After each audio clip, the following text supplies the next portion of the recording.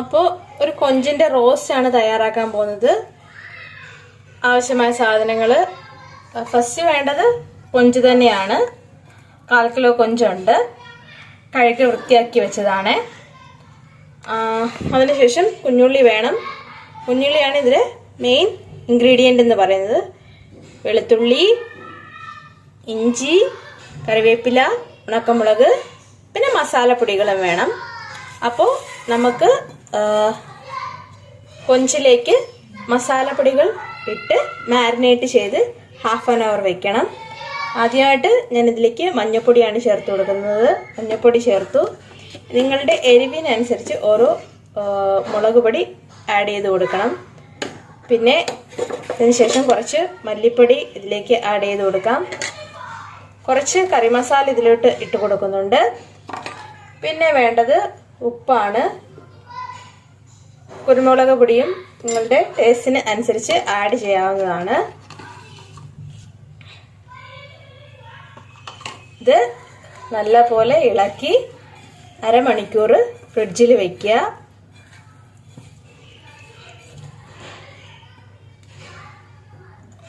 ഫ്രിഡ്ജിൽ വെച്ചതിന് ശേഷം 1/2 മണിക്കൂറിന് ശേഷം ഇത് നമുക്ക് തയ്യാറാക്കാവുന്നതാണ്. അപ്പോൾ ചെമ്മീൻ മൂപ്പിച്ചെടുത്തതിന് ശേഷം നമുക്ക് വഴറ്റി വെച്ചിരിക്കുന്ന സവാളയിലോട്ട് ഇത് ആഡ് ചെയ്ത് കൊടുക്കാവുന്നതാണ്. കടുക് വറുത്തതിലോട്ട് ആദ്യം നമുക്ക് വെളുത്തുള്ളി ഇട്ട് കൊടുക്കണം. അതിനുശേഷം ഇഞ്ചി അരിഞ്ഞതിട്ട് കൊടുക്കുക. നല്ലപോലെ വഴറ്റുക. വഴണ്ടതിന് ശേഷം ഇതിൽ ചേർത്ത് വീണ്ടും വഴറ്റുക. ശകലം ഉപ്പ് ചേർത്ത് അടച്ചു വെച്ച് ഇതിനെ വേവിക്കുക. ഇത് ഏകദേശം വഴണ്ട് വരുമ്പോൾ ഇതിലേക്ക് തക്കാളിക്ക് ചേർത്ത് കൊടുക്കണം. അപ്പോൾ തക്കാളിക്ക് ഇട്ട് കൊടുത്തു.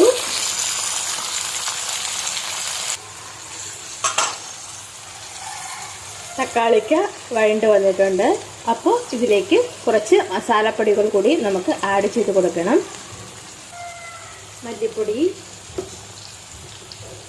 ശകലം മുളക് പൊടി, കറി മസാല, മുളക് പൊടി ശകലം കൂടെ ഇടാണ്. മല്ലിപ്പൊടി ഒന്നുകൂടി ചേർത്ത് കൊടുത്തു. പച്ചമണം മാറുന്നവരെ നല്ലപോലെ ഇളക്കി യോജിപ്പിക്കുക. ഈ ചെറിയ തീയിൽ കിടന്ന് വേകട്ടെ. ഇവിടെ കൊഞ്ച് ഫ്രൈ ആയിട്ട് വന്നിട്ടുണ്ട്. റോസ്റ്റിനുള്ള മസാല ഇവിടെ തയ്യാറായി കഴിഞ്ഞു. അപ്പോൾ ഇതിലേക്ക് നമുക്ക് റോസ്റ്റ് ചെയ്ത് വെച്ച കൊഞ്ച് ഇട്ട് കൊടുക്കാം. കൊഞ്ച് ഇട്ട് കൊടുത്തിട്ടുണ്ട്. ഇളക്കി യോജിപ്പിച്ച് ചെറിയ തീയിൽ ഒന്നുകൂടി വേവിച്ച് എടുക്കുക.